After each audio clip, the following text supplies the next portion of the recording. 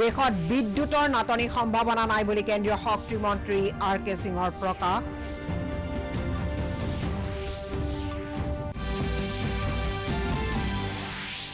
লাডাখৰ প্ৰকৃত নিয়ন্ত্ৰণ ৰেখাৰ সমীপৰ মলডোত ভাৰত আৰু চীনৰ মাজত ত্ৰয়োদশলানি সামৰিক পৰ্যায়ৰ আলোচনা অনুষ্ঠিত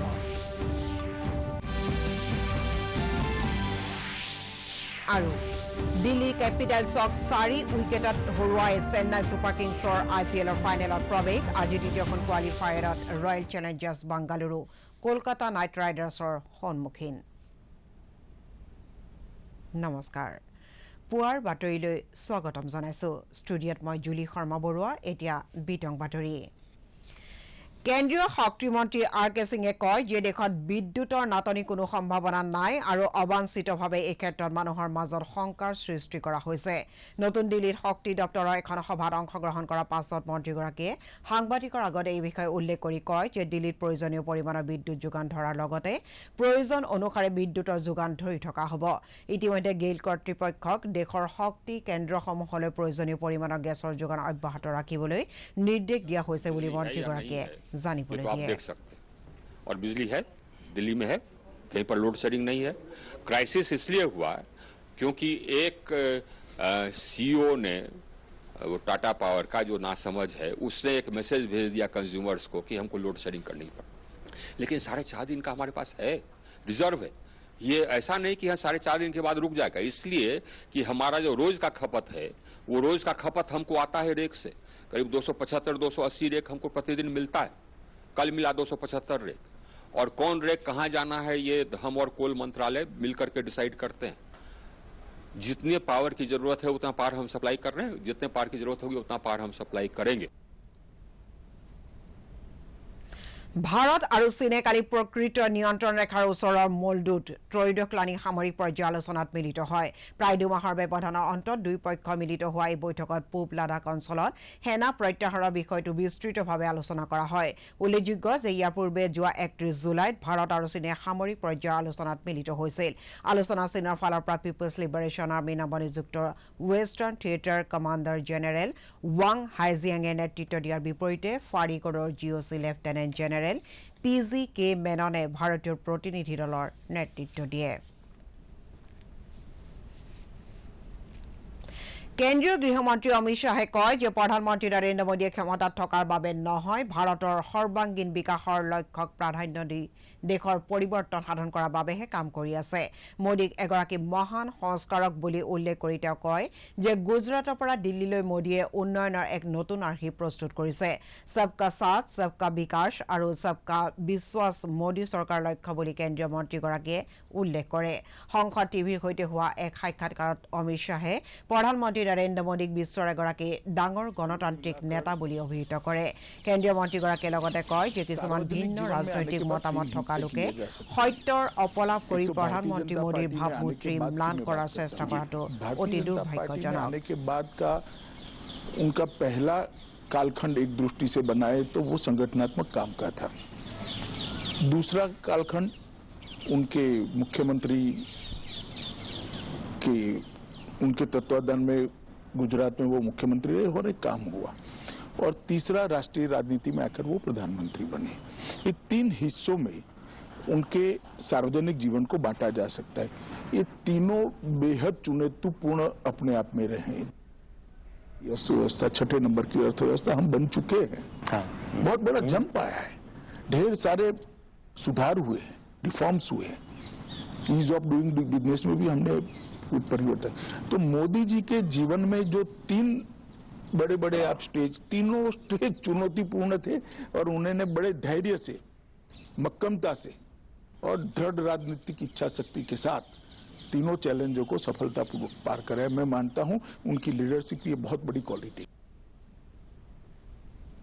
প্ৰধানমন্ত্ৰী নৰেন্দ্ৰ মোদীয়ে আজি দিনৰ 11 বজাত ভিডিঅ' কনফাৰেন্সিঙৰ জৰিয়তে ভাৰতীয় মহাকাশ সংস্থা উদ্বোধন কৰিব ইয়াৰ লগতে প্ৰধানমন্ত্ৰীয়ে মহাকাশ উদ্যোগৰ সৈতে জড়িত প্ৰতিনিধিসকলৰ সৈতে মত বিনিময় কৰিব ভাৰতীয় মহাকাশ সংস্থা হ'ল মহাকাশ আৰু উপগ্ৰহ কোম্পানীসমূহৰ এটা প্ৰধান উদ্যোগ সংস্থা যিয়ে ভাৰতীয় মহাকাশ উদ্যোগৰ বিভিন্ন কাম-কাজ সামগ্ৰিকভাৱে সম্পন্ন কৰাৰ লক্ষ্য লৈছে প্ৰধানমন্ত্ৰী আত্মনিৰ্ভৰ ভাৰতৰ দৰ্শনক প্ৰতিফলিত কৰি এই সংস্থাই মহাকাশ খণ্ডত ভাৰতক আত্মনিৰ্ভৰশীল আৰু প্ৰযুক্তিগতভাৱে উন্নত কৰাৰ বাবে কাম কৰিব বুলি কোৱা হৈছে কেন্দ্ৰীয় জাহাজ বন্দৰ জল পৰিবহণ আৰু আয়ুষ দপ্তৰৰ মন্ত্ৰী সৰ্বানন্দ সোণোৱালে শ্বিলঙত উত্তৰ পূব আয়ুৰ্বেদ আৰু হোমিওপেথি প্ৰতিষ্ঠানৰ কাৰ্যসূচীত অংশগ্ৰহণ কৰি বিভিন্ন কাম-কাজৰ পৰ্যালোচনা কৰে অনুষ্ঠানত ভাষণ দি সোণোৱালে প্ৰধানমন্ত্ৰী নৰেন্দ্ৰ মোদীৰ প্ৰচেষ্টাৰ শলাগ লৈ কয় যে মোদীয়ে হৈছে দেশৰ একমাত্ৰ প্ৰধানমন্ত্ৰী যিগৰাকীয়ে উত্তৰ পূৰ্বাঞ্চলৰ সৰ্বাংগীন বিকাশত গুৰুত্ব প্ৰদান কৰিছে মোদীয়ে উত্তৰ পূৰ্বাঞ্চলৰ ৰাজ্যসমূহক দেশৰ চালিকা শক্তি বুলি অভিহিত কৰাৰ বিষয়েও তেওঁ উল্লেখ কৰি কয় যে প্ৰধানমন্ত্ৰী মোদীয়ে উত্তৰ পূৰ্বাঞ্চলৰ ৰাজ্যসমূহৰ প্ৰতি প্ৰদৰ্শন কৰা দায়িত্ব আৰু বিশ্বাসক আমি শ্ৰদ্ধা জনোৱা উচিত প্ৰধানমন্ত্ৰী মোদীৰ সপোনক বাস্তৱায়িত কৰাৰ বাবে উত্তৰ পূৰ্বাঞ্চলৰ জনসাধাৰণে কঠোৰ শ্ৰম আৰু দায়িত্ববোধেৰে কাম কৰাৰ বাবে সোণালী সুযোগ লাভ কৰিছে বুলি অসমৰ প্ৰাক্তন মুখ্যমন্ত্ৰীগৰাকীয়ে মত প্ৰকাশ কৰে the traditional practice, okay? Everyone will be taken into the area of studies and research. I believe everyone should take part in this movement, Ayush movement, because this is the best movement through which people can protect their health. কেন্দ্ৰীয় petroleum আৰু প্ৰাকৃতিক gas তথা শ্ৰম আৰু নিয়োগ মন্ত্ৰণালয়ৰ ৰাজ্যমন্ত্ৰী ৰামেশ্বৰ তেলীয়ে কালি অইলৰ দ্বাৰা পৰিচালিত গুৱাহাটীস্থিত দক্ষতা বিকাশ প্ৰতিষ্ঠানত প্ৰশিক্ষণৰত সফল যুৱক যুৱতীসকলক প্ৰমাণ পত্ৰৰ লগতে নিযুক্তিৰ পত্ৰ প্ৰদান কৰে গুৱাহাটীৰ অইল ইণ্ডিয়া লিমিটেডৰ পাইপলাইনৰ মুখ্য কাৰ্যালয়ত এই উপলক্ষে আয়োজিত অনুষ্ঠানত ভাষণ দি তেলীয়ে কয় যে প্ৰশিক্ষণপ্ৰাপ্ত যুৱক যুৱতীসকলে আত্মনিৰ্ভৰ হোৱাৰ লগতে ৰাষ্ট্ৰ গঠনত বৰঙণি যোগাবলৈ সক্ষম হ'ব অনুষ্ঠানৰ প্ৰতিষ্ঠানটোৰ বিভিন্ন শাখাৰ 101গৰাকী প্ৰশিক্ষাৰ্থীক নিযুক্তি পত্ৰ প্ৰদান কৰা হয় অনুষ্ঠানৰ অইলৰ অধ্যক্ষ তথা পৰিচালন সঞ্চালক সুশীল চন্দ্ৰ মিশ্ৰ দক্ষতা বিকাশ প্ৰতিষ্ঠানৰ মুখ্য কাৰ্যবাহী বিষয়া জয়ন্ত বৰুৱাৰ লগতে কেইবাগৰাকী উচ্চ পদস্থ বিষয়া উপস্থিত আছিল কাৰণে আমি যিসকল ষ্টাৰ্টআপ আছে তেওঁলোকক ইতিমধ্যে কৈছোঁ যে ল'ৰা ছোৱালীসকলক ভাল ধৰণে প্ৰশিক্ষণ দিব লাগিব আৰু মই নিজেও ভিজিট কৰিছিলোঁ আৰু খুব সুন্দৰভাৱে চলিছে আৰু আহি থকা দিনকেইটাত ইতিমধ্যে অল ইণ্ডিয়া CMD মিশ্ৰা ডাঙৰীয়া আছে কৈছোঁ আমি ইনষ্টিটিউটটো আৰু ডাঙৰ কৰিব লাগিব ইতিমধ্যে আমি গম পাওঁ 3 ঠাইত ট্ৰেইনিং দিয়া হয় কাৰণ এঠাইত আমাৰ তেনেকুৱা ধৰণৰ জেগা নথকাৰ কাৰণে আমি 3 ঠাইত ট্ৰেইনিং দি আছোঁ কিন্তু আহি থকা দিনটোত মই ভাবিছোঁ একে ঠাইত আমি 100-200 বিঘা মাটি লৈ গোটেই ইনষ্টিটিউটটো তাতেই আমি চলাব লাগিব উৎসৱৰ বতৰত যাত্ৰীৰ ভিৰৰ প্ৰতি লক্ষ্য ৰাখি ভাৰতীয় ৰেলৱে কালিৰ পৰা বিশেষ ৰেলৰ চলাচল আৰম্ভ কৰিছে 21 নৱেম্বৰলৈকে ৰেল বিভাগে প্ৰায় 1500খন বিশেষ ৰেল চলাচল কৰাৰ ব্যৱস্থা কৰিছে সাধাৰণতে উৎসৱৰ বতৰ ৰেল বিভাগে প্ৰতি বছৰে 5000খন বিশেষ ৰেলৰ চলাচলৰ ব্যৱস্থা কৰে যদিও কৰোনা মহামাৰীৰ পৰিপ্ৰেক্ষিতত বিশেষ ৰেলৰ চলাচলৰ চাহিদা কিছু হ্ৰাস পাইছে গোসাইগাঁও বিধানসভা সমষ্টি উপনিৰ্বাচন সুকলমে অনুষ্ঠিত কৰাৰ বাবে জিলা প্ৰশাসনে প্ৰস্তুতি আৰম্ভ কৰিছে কালি গোসাইগাঁও মহকুমাধিপতি কাৰ্যালয় সভাকক্ষত ভোট গ্ৰহণ সন্দৰ্ভত জিলা নিৰ্বাচনী বিষয়াৰ অধীনস্থ পোষ্টেল বেলট পোলিং বিষয়াসকলৰ বিশেষ প্ৰশিক্ষণ কাৰ্যসূচী অনুষ্ঠিত হয় প্ৰশিক্ষণ কাৰ্যসূচীত সমষ্টিটোৰ উপনিৰ্বাচনত 80ৰ ঊৰ্ধ্বৰ বয়োজ্যেষ্ঠ আৰু বিশেষভাৱে সক্ষম লোকসকলৰ ঘৰে ঘৰে গৈ পোষ্টেল বেলট ভোট গ্ৰহণৰ ক্ষেত্ৰত নিৰ্বাচন আয়োগৰ নিৰ্দেশনা অনুসৰি ভোট সংগ্ৰহ কৰা সম্পৰ্কে পোলিং বিষয়াসকলক বিশেষভাৱে প্ৰশিক্ষণ প্ৰদান কৰা হয়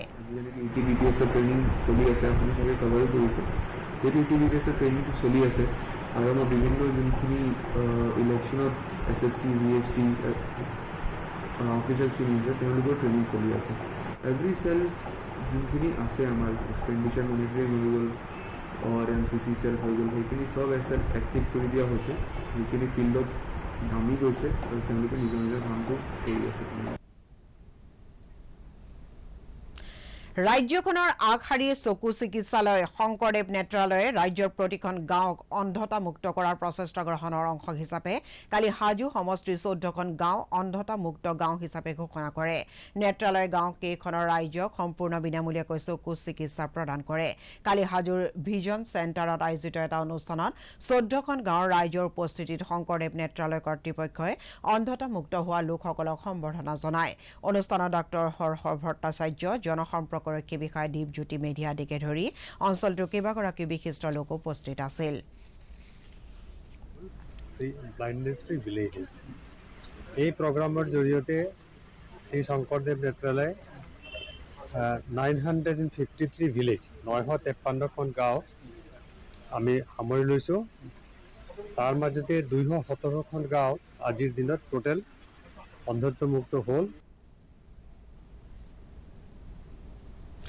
কেন্দ্ৰীয় ক্ৰীড়া আৰু যুৱ পৰিক্ৰমা মন্ত্ৰী অনুৰাগ ঠাকুৰে কয় যে আন্তৰ্জাতিক ক্ৰীড়া মহোৎসৱত অংশগ্ৰহণ নকৰাৰ সিদ্ধান্ত গ্ৰহণ কৰাৰ পূৰ্বে ক্ৰীড়া সংগঠনসমূহে এই সম্পৰ্কে চৰকাৰৰ পৰামৰ্শ গ্ৰহণ কৰা উচিত। ভাৰতীয় হকী দলে 2022 চনত বাৰ্মিংহামত অনুষ্ঠিত হ'বলগীয়া কমনৱেলথ গেমছত অংশগ্ৰহণ নকৰাৰ সিদ্ধান্ত লোৱাৰ পাছত ক্ৰীড়া মন্ত্ৰীগৰাকীয়ে এই মন্তব্য কৰে। উল্লেখযোগ্য যে ভাৰতীয় হকী দলে এছিয়ান গেমছত অধিক মনোনিৱেশ কৰাৰ উদ্দেশ্যে 2022 কমনৱেলথ গেমছত অংশগ্ৰহণ নকৰাৰ সিদ্ধান্ত গ্ৰহণ কৰিছে। बचना चाहिए और सरकार से चर्चा करनी चाहिए, डिपार्टमेंट से चर्चा करनी चाहिए, क्योंकि केवल एक फेडरेशन की टीम नहीं जा रही, देश की टीम जा रही है। 130 करोड़ के देश में मात्र 18 खिलाड़ी नहीं है जो देश का प्रतिनिधित्व कर सकते हैं। एक अवसर होता है दुनिया भर के ग्लोबल इवेंट्स में पार्टिसिपेट करने का, और मेरा मानना है कि उनको एंगेज करना चाहिए स्पोर्ट्स डिपार्टमेंट के साथ, मंत्रालय के साथ, और निर्णय सरकार को करना है। भारत की टीम कहां पे रिप्रेजेंट करे ये केवल फेडरेशन तक के सीमित नहीं है, ये भारत को, भारत की सरकार को भी तय करना है। ডুবাইৰ আন্তঃৰাষ্ট্ৰীয় ক্ৰিকেট ষ্টেডিয়ামত কালি অনুষ্ঠিত IPL ক্ৰিকেট প্ৰতিযোগিতাৰ প্ৰথমখন কোৱালিফায়াৰ খেলত দিল্লী কেপিটেলছক চেন্নাই ছুপাৰ কিংছে 4 উইকেটত পৰাস্ত কৰি ফাইনেলত প্ৰৱেশ কৰে। জয়ৰ বাবে 173 ৰানৰ লক্ষ্য আগত ৰাখি চেন্নাইয়ে 19 অভাৰ 4টা বলত 6টা উইকেট হেৰুৱাই বিজয় সাব্যস্ত কৰে। দলৰ হৈ ঋতুৰাজ গায়কোৱাডে 70 ৰান আৰু ৰবিন উত্থাপাই 63 ৰান সংগ্ৰহ কৰাৰ লগতে অধিনায়ক মহেন্দ্ৰ সিং ধোনীয়ে 18 ৰান কৰি নক আউট হৈ থাকে। আজি শ্বাৰজাহত সন্ধিয়া 7:30 বজাত দ্বিতীয়খন qualifier match royal challengers Bengaluru আৰু কলকাতা নাইট ৰাইডাৰ্ছৰ মাজত অনুষ্ঠিত হ'ব। কালি দিনটোত অসমত 24,900 গৰাকী লোকৰ কোভিড পৰীক্ষা কৰাৰ পিছত 160 গৰাকী লোকৰ দেশত কোভিডৰ সংক্ৰমণ ধৰা পৰে। ইয়াৰ ভিতৰত কামৰূপ মহানগৰৰ 60, যোৰহাটৰ 21, লখিমপুৰৰ 12 আৰু নগাঁৱৰ 10 গৰাকী লোক আছে। ইয়াকে লৈ ৰাজ্যত মুঠ আক্ৰান্তৰ সংখ্যা 6,04,969লৈ বৃদ্ধি পাইছে। কালি দিনটোত 5 গৰাকী লোকৰ মৃত্যু হোৱাৰ ফলত কোভিডত মৃত্যু হোৱা লোকৰ সংখ্যা 5,926লৈ বৃদ্ধি পায়। বৰ্তমান 2,605 গৰাকী ৰোগী চিকিৎসাধীন হৈ আছে আৰু 5,95,091 গৰাকী লোক সুস্থ হৈ উঠিছে। দেশত কোভিডৰ পৰা আৰোগ্যৰ হাৰ 97.99% বৃদ্ধি পাইছে। যোৱা 24 ঘণ্টাত 18,000তকৈ অধিক লোক কোভিডত নতুনকৈ আক্ৰান্ত হৈছে। যোৱা 24 ঘণ্টাত 23,000ৰো অধিক লোক কোভিডৰ পৰা আৰোগ্য হৈ উঠিছে। ইয়াকে ধৰি দেশত সামগ্ৰিকভাৱে কোভিডৰ পৰা আৰোগ্য লাভ কৰা লোকৰ সংখ্যা 3,32,00,000তকৈ অধিক হৈছেগৈ। আনহাতে দেশত এতিয়ালৈকে 94,70,00,000 পালি কোভিড প্ৰতিষেধক প্ৰদান কৰা হৈছে।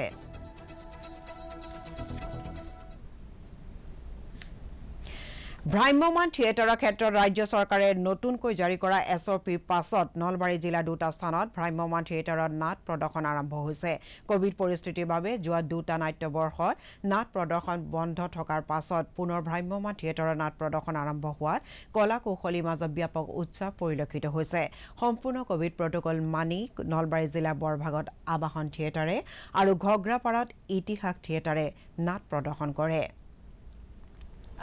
ভাবিছিলোঁ যে চাগে ভ্ৰাম্যমান আকৌ আমি কৰিব নোৱাৰিম কেতিয়াও, আৰু স্তব্ধ হৈ যাব সম্পূৰ্ণৰূপে, কাৰণ ইয়াৰ লগত জড়িত থকা মানুহখিনি মোটামুটি প্ৰায় 60% মানুহ হেৰাই গৈছে। আৰু কোভিডৰ এই সময়খিনি যিহেতু ভ্ৰাম্যমান থিয়েটাৰ এটা নিৰ্দিষ্ট সময়ত আৰম্ভ হৈ সময়ত শেষ হয়, সেই সময়টো পাৰ হৈ গুচি গ'লে অকণমান কৰিবলৈ অসুবিধা হয়। তথাপিতো এই বছৰ এটা ৰিস্ক লৈছোঁ। জনবিশ্বাস অনুসৰি অশুভ শক্তিক বিনাশ কৰাৰ বাবে মহালয়ৰ দিনাৰ পৰা ধৰালৈ নামি অহা দুৰ্গা দেৱীক আদৰাৰ প্ৰস্তুতি সম্পূৰ্ণ হৈছে। আজি শাৰদীয় দুৰ্গোৎসৱৰ ষষ্ঠী পূজা। আজি সন্ধিয়া দেৱীৰ বোধন, আমন্ত্ৰণ, অধিবাস, ষষ্ঠাদি, কল্পাৰম্ভ আদিৰ লগতে ষষ্ঠী বিহিত পূজাৰে দুৰ্গা দেৱীক বেদীত প্ৰতিষ্ঠা কৰা হ'ব। বিগত বছৰত কোভিড সংক্ৰমণৰ বাবে দুৰ্গোৎসৱ উদযাপন কৰা হোৱা নাছিল। এইবেলি কোভিড পৰিস্থিতি কিছু উন্নত হোৱাৰ পৰিপ্ৰেক্ষিতত স্বাস্থ্য বিভাগে কোভিড বিধি অনুসৰণ কৰি পূজা কমিটি সমিতিসমূহক পূজা উদযাপনৰ বাবে অনুমতি প্ৰদান কৰিছে গুৱাহাটীকে ধৰি ৰাজ্যৰ অন্যান্য ঠাইৰ লগতে ডিব্ৰুগড়তো কোভিড প্ৰটকল নীতি পালন কৰি দুৰ্গোৎসৱ উদযাপন কৰা হ'ব ডিব্ৰুগড়ত এইবাৰ প্ৰায় ৮৬খন পূজা সমিতিয়ে পূজা অনুষ্ঠিত কৰিবলৈ জিলা প্ৰশাসনৰ পৰা অনুমতি লাভ কৰিছে নগৰখনৰ জালুকপাৰাত এইবাৰ কোভিডৰ ওপৰত পূজা মণ্ডপ নিৰ্মাণ কৰি ভক্তক কোভিড সন্দৰ্ভত সজাগতা বৃদ্ধি কৰাৰ চেষ্টা কৰা হৈছে যে আছে মিডিয়াম টু ডাঙৰ এবিলাকৰ পাৰমিশন আমাৰ পৰা লোৱা হৈছে আৰু দুৰ্গা পূজা সমিতি অল ওভাৰ ডিস্ট্ৰিক্টৰ লগত আমাৰ মিটিং হৈছিল আৰু বহুত ক্লিয়াৰলি আমি ASDMA আৰু হেলথ এণ্ড ফ্যামিলি ওয়েলফেয়াৰ দুটাৰে যে গাইডলাইনছ আছে এবিলাকক কৈছিল আৰু এবিলাকো ভালকে পাতিব আৰু মানে ডিসিপ্লিনত পাতিব তাৰ কথা আমাক দিছে আমি লাগাতাৰ আমাৰ কমিউনিকেশন চলি আছে সাৰ্কেল লেভেলত থানা লেভেলত মিটিংস বিলাক হৈ আছে মই আশা কৰিছো যে খুব সেফ আৰু খুব হ্যাপি এটা এনভায়ৰনমেন্টত আৰু ডিসিপ্লিন এনভায়ৰনমেন্টত আমি পূজা পাতিবলৈ সক্ষম হ'ম জিলা গুৱাহাটী দূৰদৰ্শন কেন্দ্ৰৰ বাতৰি আৰু অন্যান্য অনুষ্ঠানসমূহ আমাৰ ইউটিউব চেনেল DD নিউজ গুৱাহাটীৰ যোগেদিও চাব পাৰিব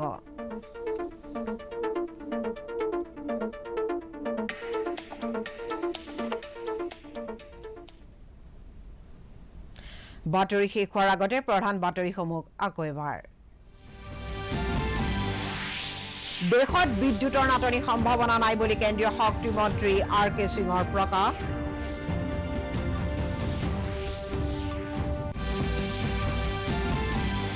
লাডাখৰ প্ৰকৃত নিয়ন্ত্ৰণ ৰেখাৰ সমীপৰ মলডোত ভাৰত আৰু চীনৰ মাজত ত্ৰয়োদশলানি সামৰিক পৰ্যায়ৰ আলোচনা অনুষ্ঠিত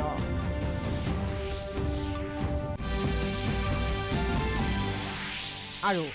দিল্লী কেপিটেলছক 4 উইকেটত হৰুৱাই চেন্নাই ছুপাৰ কিংছৰ IPLৰ ফাইনেলত প্ৰৱেশ আজি দ্বিতীয়খন কোৱালিফায়াৰত royal challengers Bengaluru Kolkata knight ৰাইডাৰ্ছৰ সন্মুখীন